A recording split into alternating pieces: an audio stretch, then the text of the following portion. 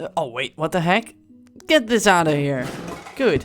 So, I made Mario in Minecraft. Well, it's just one level, but it's pretty much fully functional. And the best thing is, I made it so that it's really easy to make a level yourself. Like, really easy. So, first I'll show you some parts from this level, then I'll show you how you can make your own level. And lastly, I'll show you some techniques I used to build this entire thing.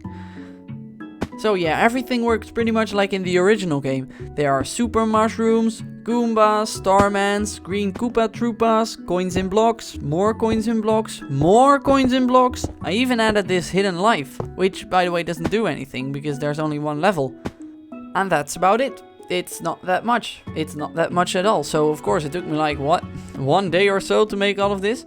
Anyway, I can see the look on your faces. You all want to make your own level. Well, let's go then. It is really easy, just open your inventory, you'll see exactly what every block does. This one for example, just place it somewhere in the level and whenever the player hits the block, a super mushroom will appear. Then there are also scenery blocks, just place them 1 block behind the level and well, that doesn't really need an explanation, does it? And lastly, there's also stuff you can spawn. This Goomba for example, just stand anywhere in the level and place it underneath you. When you don't, you'll see that the entity isn't transparent. That means it isn't active yet. Just stand right inside the block and you'll see it becomes active. In order to remove them again, push it a bit so he will move and then just place this block. It's still there, but once you restart the game you'll see that he is indeed gone.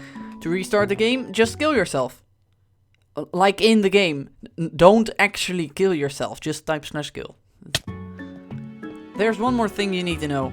It's kinda hard to detect when one of these entities hits a block, so they'll just pass right through them.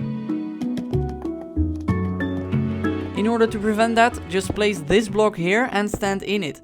And from now on, all the entities will move in the other direction when they touch that block.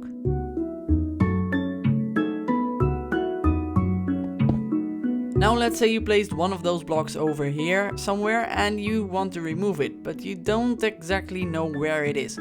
Just splash this potion saying see technical blocks and now you can see where it is and remove it using this block. And that's pretty much all you need to know. When you want to make a level yourself, you can download the template map in the description, as well as this level, as well as the resource pack. Because you may or may not have noticed it, but I am actually using a resource pack. I feel like I'm talking too much, so we'll just look at me failing for a while.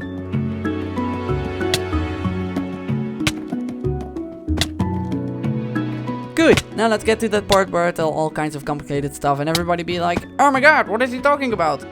Well, let's get started with the detection of the blocks. Of course, you can just use execute and test for block, but when you actually want to replace that block, you might get some trouble when the player is moving too fast. That's because you have to deal with this comparator, which has a short delay, so the set block command is powered a few ticks later. To fix that, I used 5 wither skulls. This wither skull is being teleported to this one to this one, this one to this one, this one to this one, and the last one to the player. In that order, all in 1 tick. This way you basically get a trail of wither skulls. Those are all making the exact same movement, except they're all moving 1 tick behind. So now you can execute the set block command on one of these skulls and then it should be working fine.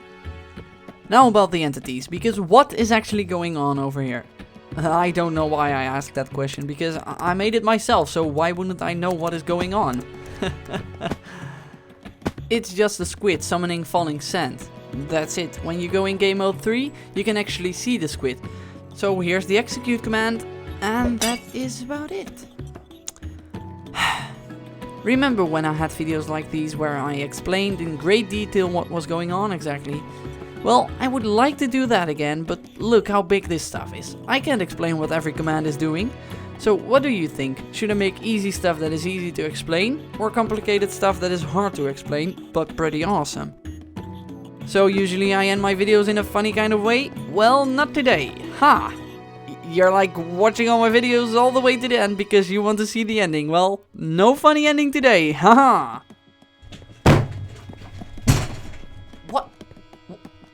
Whoa, oh my, what? My chair just broke, what the?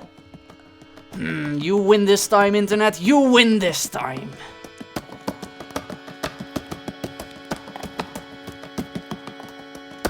wel spuug op mijn popfilter.